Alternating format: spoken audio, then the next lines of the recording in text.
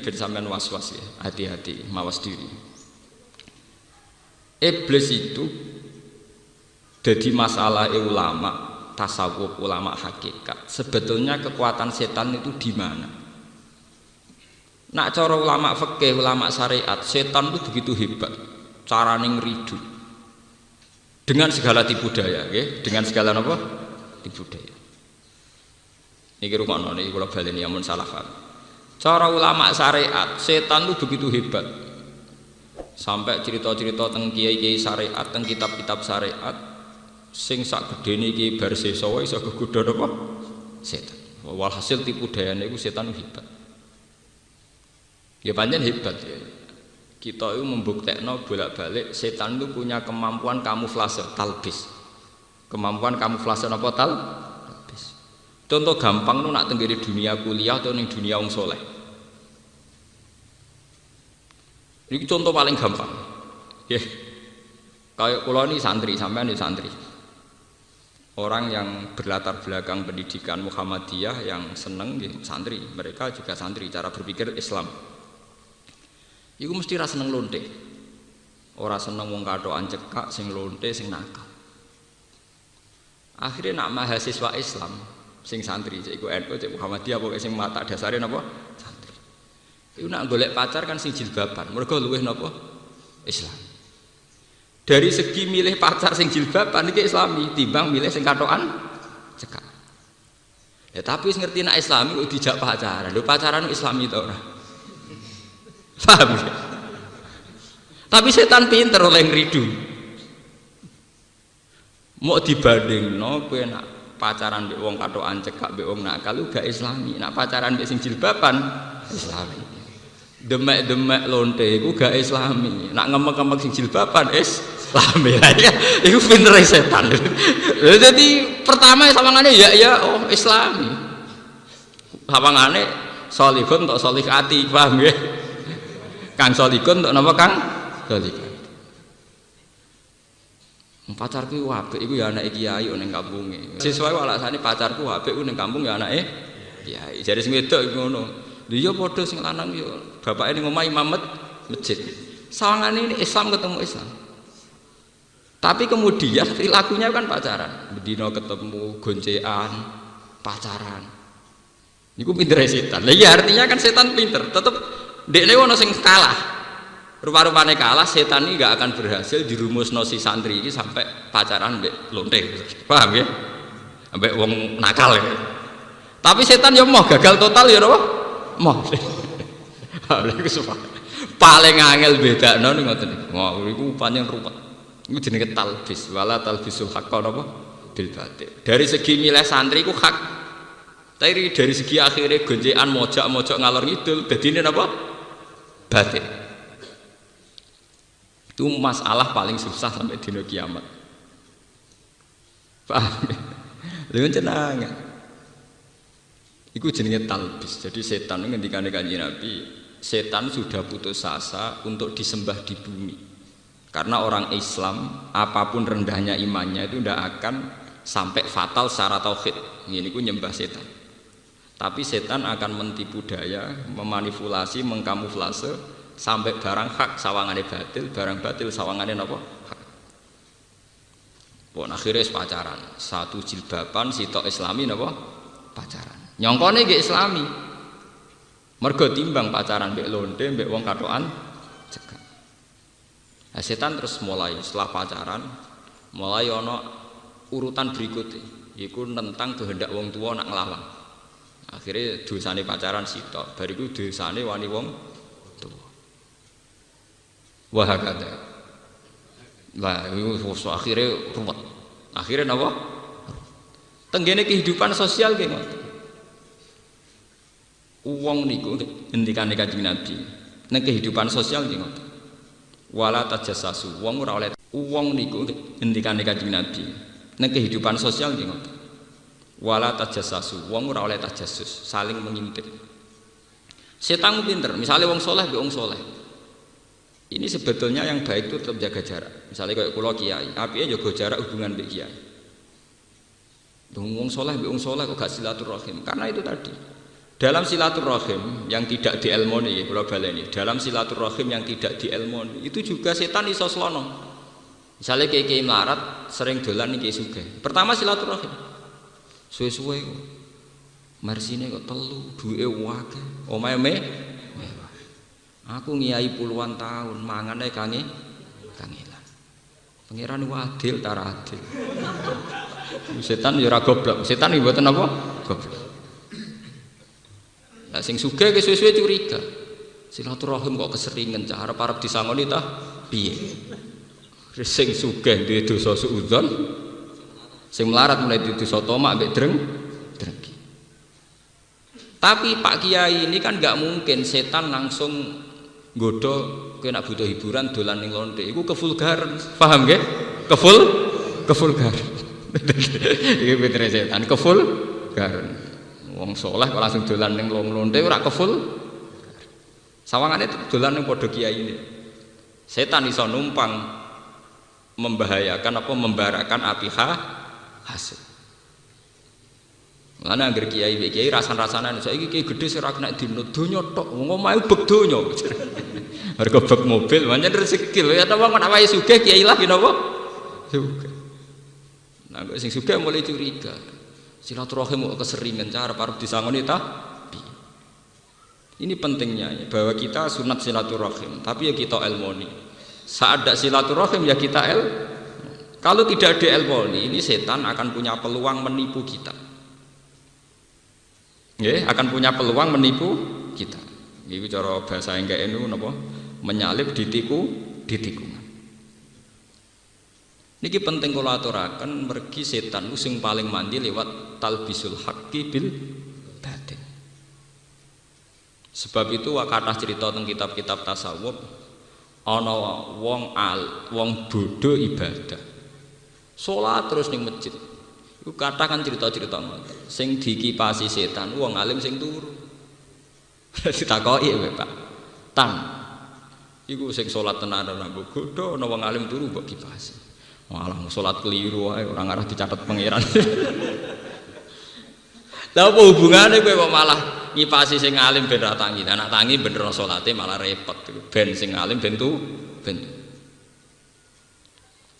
Ini contoh-contoh kecil betapa setan itu bisa manipulasi saat kita di tengah jalan. Haji ki ngoten. Haji ku apik, sapa sing darani haji ku apik? Mergo haji ku ibadah sing nak mabrur mlebu swarga. Tapi bareng-bareng mulai setan ya ora kurang. Wong bar kaji mesti mulai ditilik wong akeh. Dhisik ya sopan santun wis pendeke wong Islam ra tau ning Mekah rugi. Ujug-ujug dekok edah ngono piye. Mayoritas wong Islam ora kelar kaji. Kena omongan ngono-ngono mbok baleni nglarakno wong akeh. Gajaran kaji ra sepira, nglarakno wong pirang-pirang. Pelepah, plepuk, pokoknya wong Islam ora tau kaji pendeke rugi. Mergo dekne saiki kelar kaji. Lan kula baru ke Mekah lah ora tau cerita. Gus untuk cerita apa? Ya cerita anak ibadah ku apik. Lah aku di dhuwit ibadahku umroh, lah kira titik ibadah sabar. Pokoke padha apik. Lah aku wong alim kan malah grudak-gruduk model awam bento tapi ya kanut setan aku. Itu tak kok. Lah Mekah piye? Ya Ka'bah nggo ibadah. Nek sing pas ning pinggire ibadah tawaf, nek sing ado ibadah salat. Wong salat yo ora anti Ka'bah, madhepe tetep teng Ka'bah. Dadi sing haji mek sing salat ya sami mawon. Sing haji ibadah tawaf, sing salat ibadah seneng Ka'bah lewat didadekno kiblat. Ya sama. Malah kowe nek seneng kaji dosa, atok nyaur utang sik tak kandhani. Mergo kowe wong melarat. Atok nyaur utang. Akhirnya kan setan ra iso godho, mergo sesuai standar syariat. Iku sing disebut faqihun alim napa? Tengene alalan niku. Faqihun alimun mutawarridu asaddu ala syaitani min alfi napa? Abidi. Seorang alim sing waroi iku luwih berat kanggo setan dibanding 1000 wong sing ibadah. Mergo 1000 wong ibadah ora ngerti fikih, ora ngerti ilmu agama, ya maksudnya fikih ndak ngerti agama. Itu mudah ditelikungkan setan. Yaitu tadi. Haji ku apik. Ibar iku melepuki wong akeh, nglarani wong akeh. Gara-gara ana wong cilik diarani pendek wong Islam ora tau ora Mekah rugi. Ujug-ujug kok kok edah ngono kondi. Yang akhirnya sing niliki kan ngenes. Ya Allah Gusti dosa kula napa ditakdir ra kelar ning Mekah. Wong bar kaji malah ngenesno wong akeh. Begitu juga sholat. Akhirnya kita diridu setan lewat riya. Sedekah akhirnya malah repot. Paling berat sedekah itu diridu dadi Fir'aun. Diridu dadi napa? Fir'aun. Misalnya kados sampean ngrumat cah yatim, mulai yatim nganti 10 tahun kelar SD SMP mbok rumah. Bareng mulai ABG, mereka punya gaya hidup yang mungkin kowe gak nyaman. Pacar ra kena diatur, pola hidupnya milih sinetron ra kena diatur. Karena sudah jadi sunnatullah kalau orang puber itu pasti melawan sing angkatan lama. Gek cilik zaman mbok rumat ngundang kowe bapak sing rumat. Tapi nak wis bocah puber, mbok anake kiai, mbok anake wali, iku jenenge tetep puber. Nganggep dekne wong gaul modern, nganggep wong kuno. Dadi ora wong tuwa, wis wong kuno. Akhirnya bocah sing puber iki nak ndelok sinetron kok lara induk timbang ndelok sinetron ndok ngaji. Kuno, Pak. Paham nggih? Bocah SMA nggih ngoten, cilik mbok rumah. Darani kuwi bapake, tapi nek wis SMA ketika debat, cuma men dolaran HP wae, aduk nggo ngaji. Cara bapak iku kuno. Tapi apa yang terjadi? Kita ngrumat 10 tahun entek puluhan juta, kemudian setan masuk. 10 tahun tak rumat, jebule gak ngregani wong tuwa. Oke, muga ora tak rumat mati. Padahal sing nguripno ya Allah, sing maringi rezeki Allah. Memang takdire liwat kowe, tapi kowe iku ora ana papane, ndak ada artinya. Niku setan. Dia tidak bisa menggagalkan orang itu senang sedekah, tapi dia bisa menggagalkan setelah sedekah diparingi di mental al-mannu wal adza, diparingi mental seneng undat. Begitu juga ngiyai ya begitu. Misalnya kalau ngiyai, kula ngiyai 10 tahun ikhlas, kepengen minterno santri. Zaman awam gini ucap sopan. Nah, padha pintere kan iso dadi rival. Cek rival urusan ngalim, cek nak urusan ngalim ketoke abot. Tetep akeh kiai ini luwih ngalim timbang napa? Santri. Biasanya ning politik sing mesti cepet dadi rival ning napa? Politik. Beda jago, beda Padahal zaman mulang 10 tahun ikhlas. Wis diudat-udat. Ngajine ning kene tak alimno saiki wani aku. Mergo beda napa? Jago atau beda napa? Partai. Artinya setan itu tidak bisa menggagalkan sang kiai mengajarkan agama 10 tahun, tapi bisa menggagalkan lewat ngundat. Nah, itu jenenge, makanya kita harus hati-hati ya, bahwa kita, makanya Allah itu kalau ngandani kawulane itu detail. Misalnya urusan sedekah, Allah ngendani la tubiu sedaqatikum bil manni wal adza.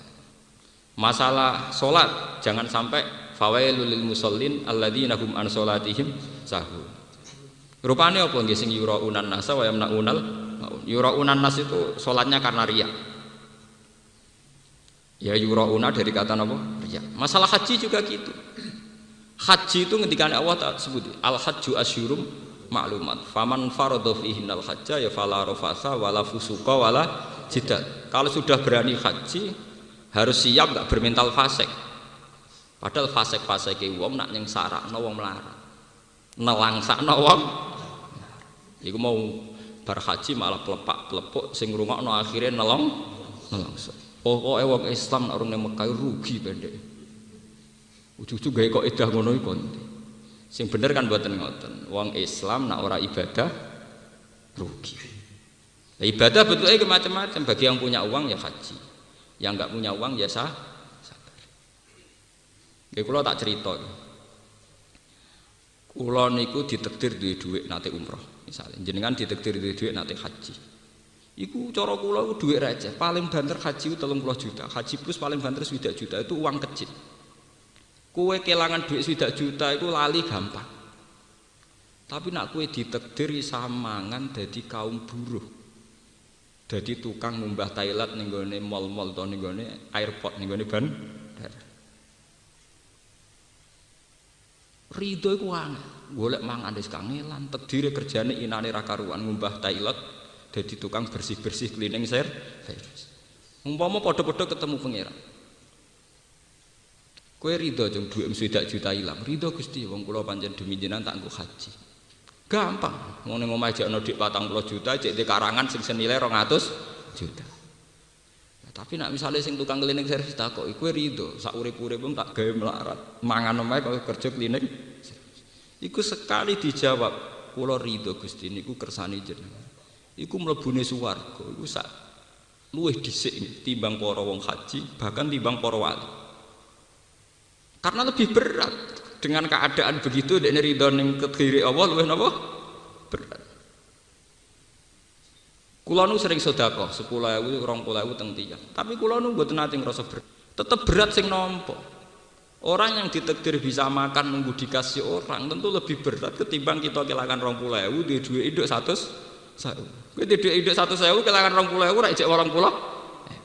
Tapi kayak apa nasibnya para janda, para orang miskin sing isane mangan ngenteni dikei uang. Itu lebih apa? Berat. Ini Islam ya. Islam itu hanya mengkagumi ibadah. Tapi bentuk ibadah ora usah mbok dewak-dewakno. PPK kaji dewak-dewakno kaji. KPP ngalim dewak-dewakno.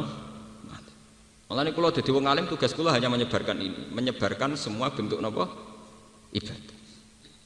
Ini perlu kula aturaken karena yang bisa melepaskan setan itu mazhab-mazhab kayak ngeten. Paham nggih mazhab-mazhab kayak ngeten iki itu yang bisa melemahkan apa? Setan. Karena setan tidak punya celah.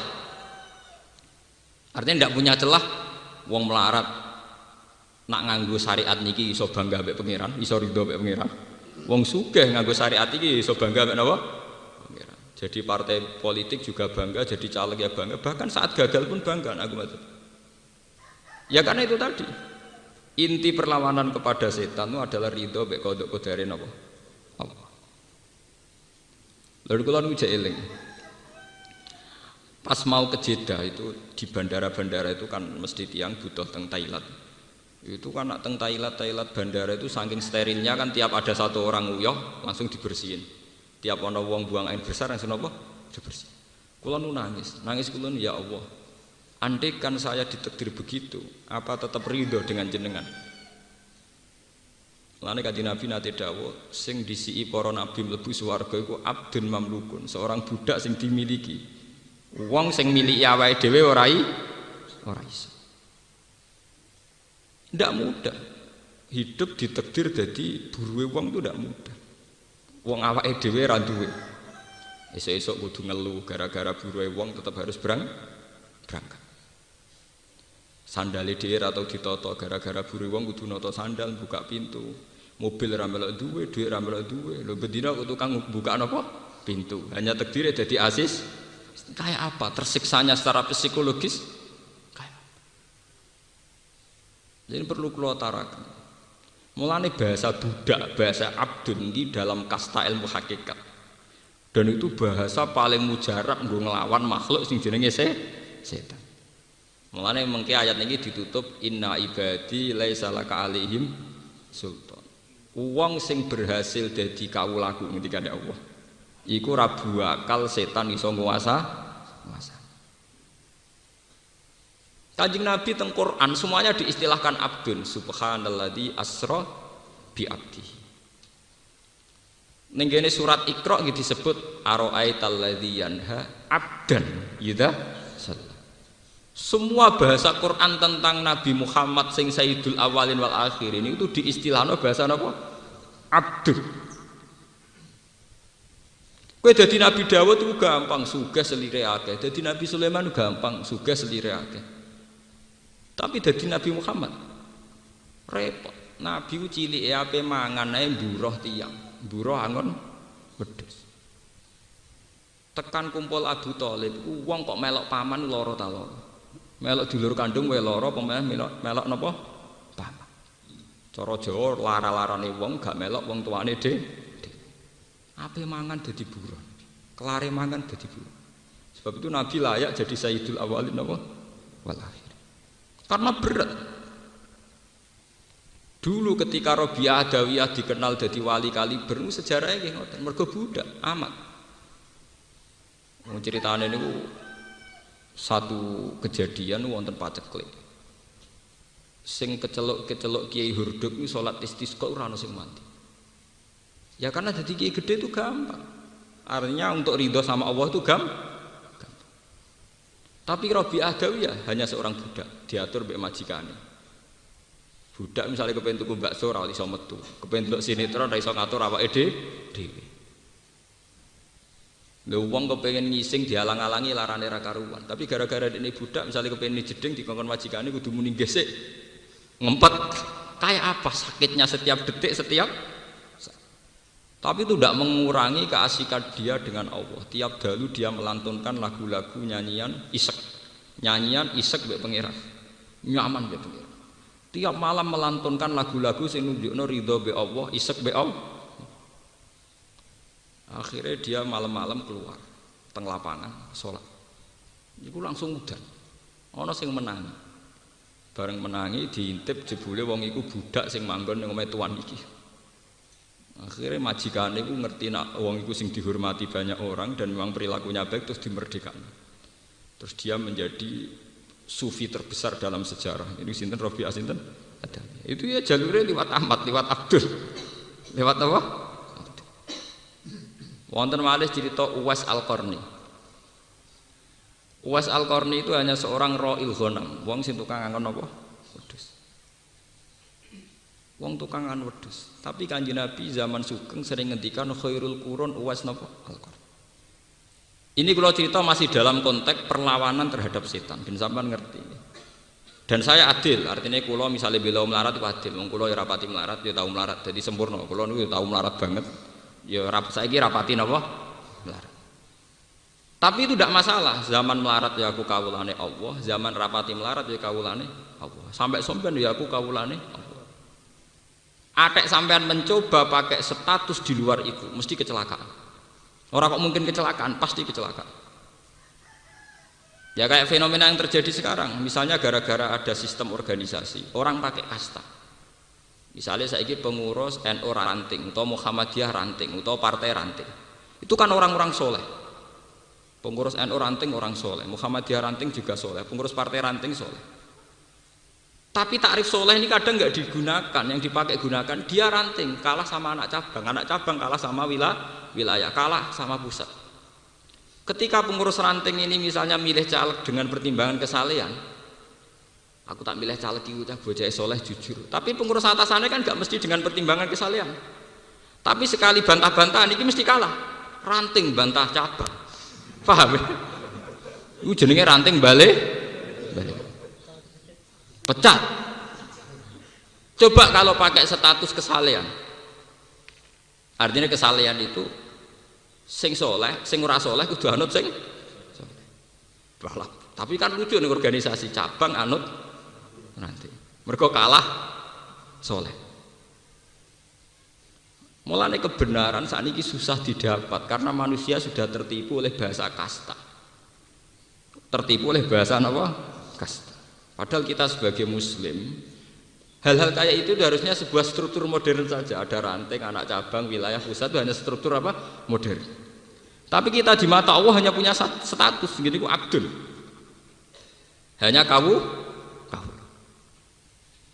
Niki rungokno nggih, kayak yang terjadi sekarang. Misalnya ono kiai dosa soleh, alim. Dia berpolemik dengan kiai sing keceluk kiai besar atau kiai pusat. Orang itu tidak mikir polemiknya itu benar mana, temanya apa, itu tidak mikir gitu. Wong kiai cilik wae kok wani kiai gede. Ini contoh-contoh betapa bahasa kasta itu bisa menyilaukan, ya. Mestinya kan tidak usah pakai bahasa kasta dalam hal itu benar mana. Secara argumentasi fikih atau ilmiah benar, ujuk-ujuk nganggo ukuran kiai cilik wani kiai gede. Sebab itu kalau balik cerita Uwais Al-Qarni ini betapa hebatnya didikane Rasulullah. Kanjeng Nabi niku mpun pirsa, mpun ngangge alamat gaib mpun pirsa nak Sayyidina Umar calon Amirul Mukminin. Niku amen dipeseni ya Umar, kowe sampeyan nak ketemu Uwais Al-Qarni, jaluk donga. Jaluk napa? Donga. Umar kan penasaran, ana wong sing sampai aku kon jaluk. Nabi zaman sugeng sering muji napa khairul qurun Uwais napa Al-Qarni.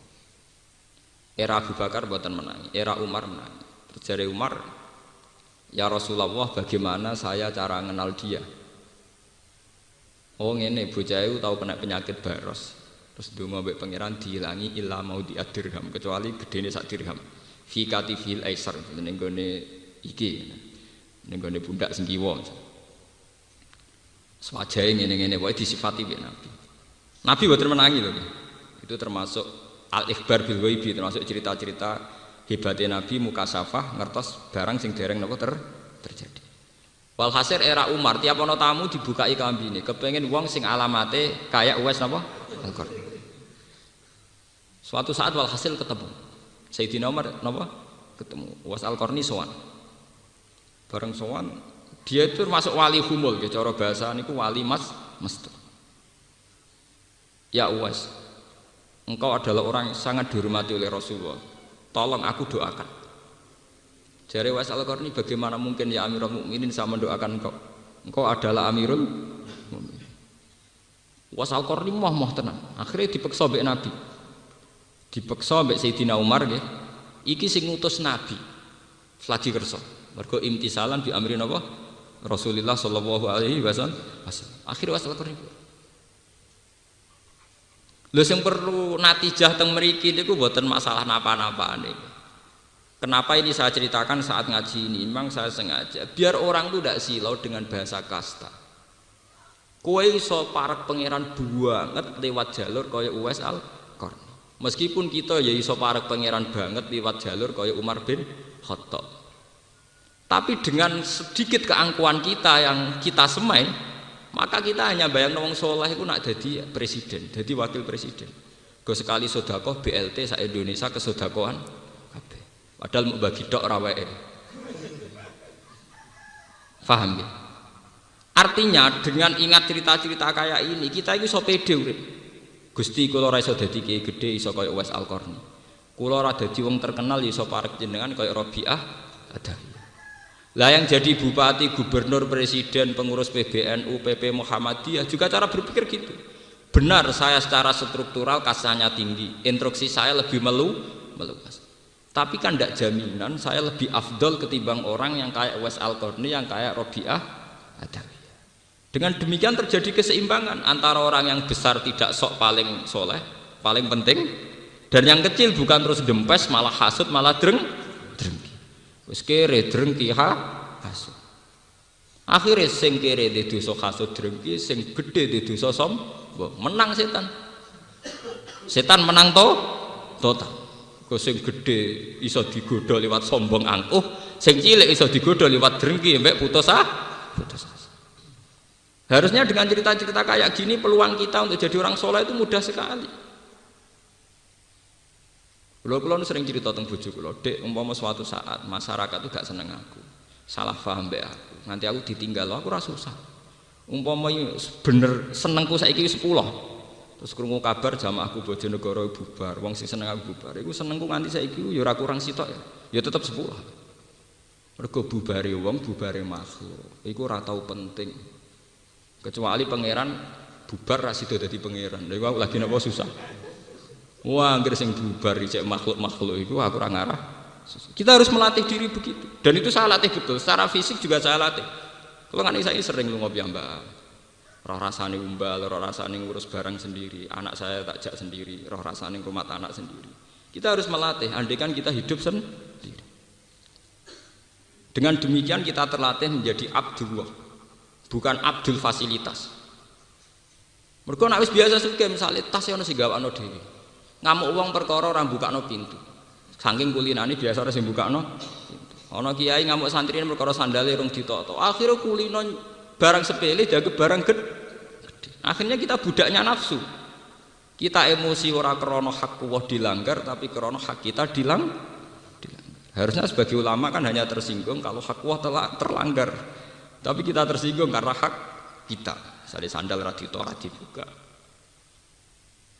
Makanya kita harus melatih diri. Andaikan kita hidup sendiri. Walaqad ji'tumuna furoda kama khalaqnakum napa? Awwal. Bahwa pada akhirnya kita ketemu pangeran piyambakan, kita munajat mbek pangeran ya sendiri.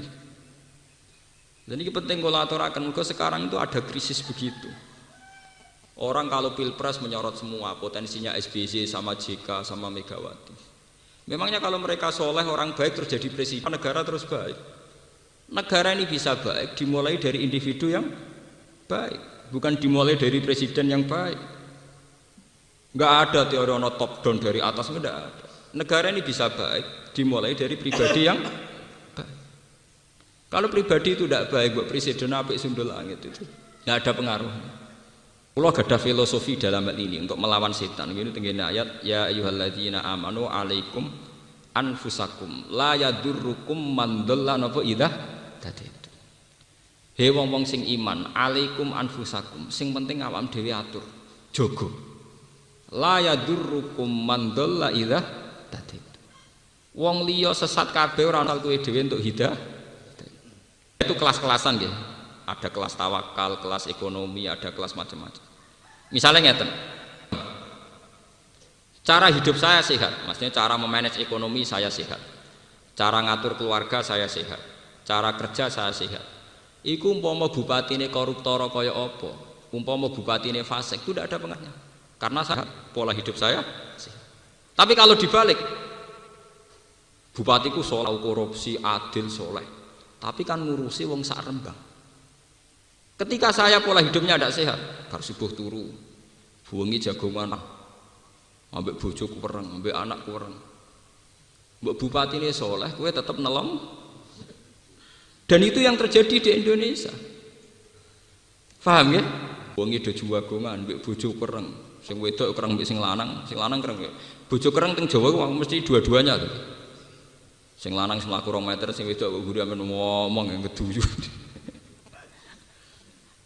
Ini contoh, artinya kesalahan presiden, bupati, gubernur tidak ada pengaruhnya saat Anda cara pola hidup tidak sehat.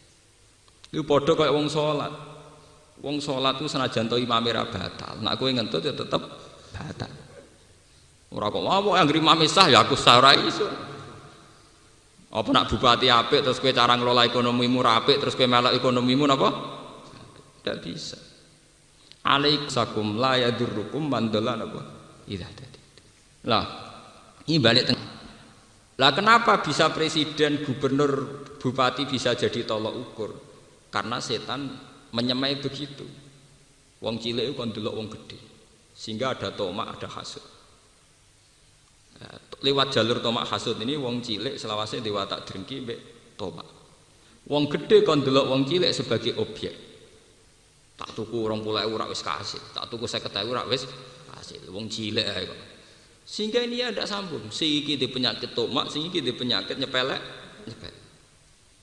Coba kalau kamu kayak Uwais Al-Qarni, sing dadi pemimpin kayak Amirul Mukminin Umar, ngormati Uwais sinten? Al-Qarni. Uwais Al-Qarni sebagai prosedur bernegara ngormati Amirul Mukmin. Ini penting kalau aturakan karena sekarang tuh fenomenanya begitu. Makanya hebat sekali didikan Rasulullah di mana Umar yang Amirul Mukminin malah dididik kon hormat teng Uwais Al-Qarni. Karena ini bisa meruntuhkan keangkuhan, meruntuhkan kebesaran. Kalau bolak-balik cerita, kalau nak seminar teng Jogja cerita. Sehebat-hebatnya Menko Ekonomi, sehebat-hebatnya Gubernur BI, sehebat-hebatnya SBY, itu paling banter nggawe kebijakan makro. Bahwa rakyat ini bisa makan tuh karena elemen-elemen kecil yang ada interaksi sosial. Ana tangga lara gak iso kerja, tanggane ngekeki sego sak piring. Akhirnya hari itu tidak mati karena dikasih tangga sak piring. Ana wong ning puskesmas, mosok SBY sing ngeterno atau JK sing ngetero ya tanggane sing duwe tosa wis rusak. Tosa tuwa tapi kasil ngetero tanggane tok puskesmas. Engkau sing ngutangi wong melarat kancane wong melarat iku duwe adol bebek dienggo ngutangi berobat ning puskesmas. Itu jutaan, berapa puluh juta hukum sosial yang diselesaikan pakai interaksi sosial. Justru kita dadi wong cilik bangga, kita ini lebih cepat lebih baik wong cilik iku. Mergo nak njuk tulung ora usah prosedur nganggo proposal nganggo tanda tangan. Orang kecil tuh paling cepat dalam nulung tangga. Ana tanggane rondo melarat kei sego langsung mangan. Ana tanggane loro kita terus nganggo sepeda motor langsung berangkat. Kita tidak usah tebar pesona, tidak usah lebih cepat, lebih baik. Kita pasti lebih cepat. Paham ya? Itu jutaan kasus di Indonesia masalah sosial yang menyelesaikan itu hukum sosial. Makanya kita jadi rata harus bangga. Kita ini lebih hebat ketimbang itu semua. Buatan saya bukan mengajurkan apa-apa. Ya kita nanti tetap milih presiden, milih wakil presiden. Tapi jangan berlebihan berharap kalau masalah sosial bisa selesai. Masalah sosial selesai lewat kita-kita ini. Memang harus ada struktur yang namanya negara, ada presiden, ada wakil. Tapi itu hanya struktur pemerintahan negara. Tapi kalau hukum sosial kita selesai. Coba berapa juta orang bisa sekolah? Apa bayar SPP ra kelar, engko ora kelar di DO. Yang nolong juga kadang mau terima tukang ojek. Paham ya? Tanggane sing terima tukang ojek. Ada rondo ramang, tanggane sing terima pemulung. Dan itu jutaan kasus begitu. Orang miskin saling bisa makan lewat hukum sosial yang berjalan di antara mereka.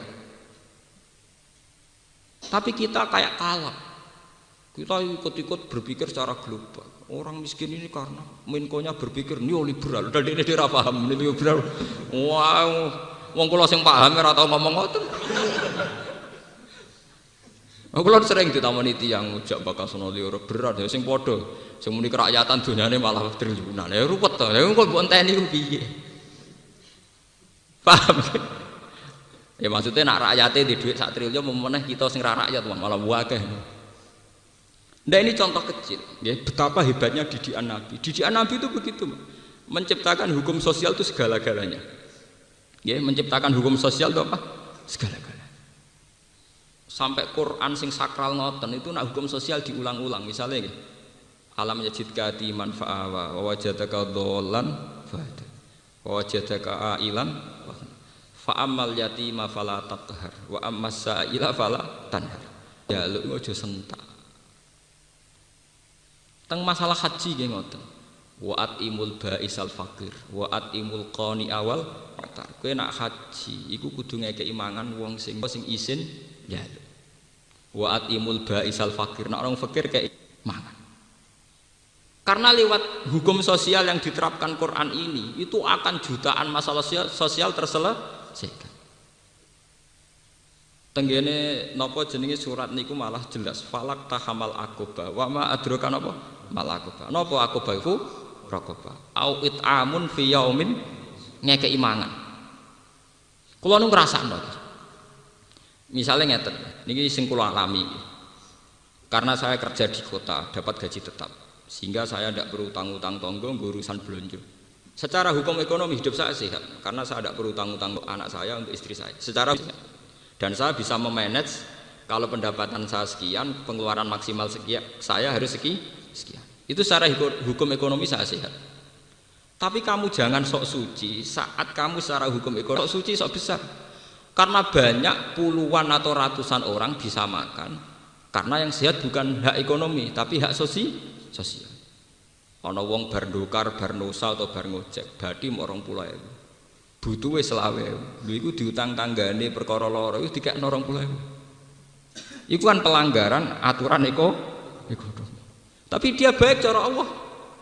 Mergo kepentingane keluarga 20.000 dikalahno diutangno tangga sing saiki lara luwih mendes. Padahal kalau kita ngikuti ekonomi global atau ekonomi modern, tentu memanage pengeluaran dan pemasukan akan sangat modern dan itu bisa anti sosial. Mulane kula pengalaman kula pribadi, kula niku selalu punya uang untuk jatah-jatah wong sing terkenal lomo, terkenal nulung tiyang. Niku mesti kula sukani dhuwit. Kadang kita kok, lho Gus kula sedhi dhuwit tak kei dhuwit. Kowe iku wong rapati mulya ora kanggo. Dadi wong utang kowe iku wani. Nah, utang aku rapati wani, aku tak titip kowe. Saking saya itu iman bahwa hukum sosial harus berjalan. Mulane nek dadi wong rapati kanggo muranu hikmahe gedhe. Wong nak rapati kanggo rapati terhormat, wong nyileh tosam ya wani. Nggasap sepeda motor ya wani. Kowe nak dhewe jagung gedang ning Tegal nyolong ya napa? Wani. Dengan demikian kowe ngamal sosial besar-besaran. Lho niki tenan iki. Wong Kanjeng Nabi niku wonten ajaran ngeten, tenggene Kitabul Ghorsi. Tenggene Muslim, Kitabul apa? Ghorsi. Ayuma muslimin zaro'a khorsan fa'akalat hu insanun au bahimatun illa kanat alaihi sedekah illa kanat lahu sedekah.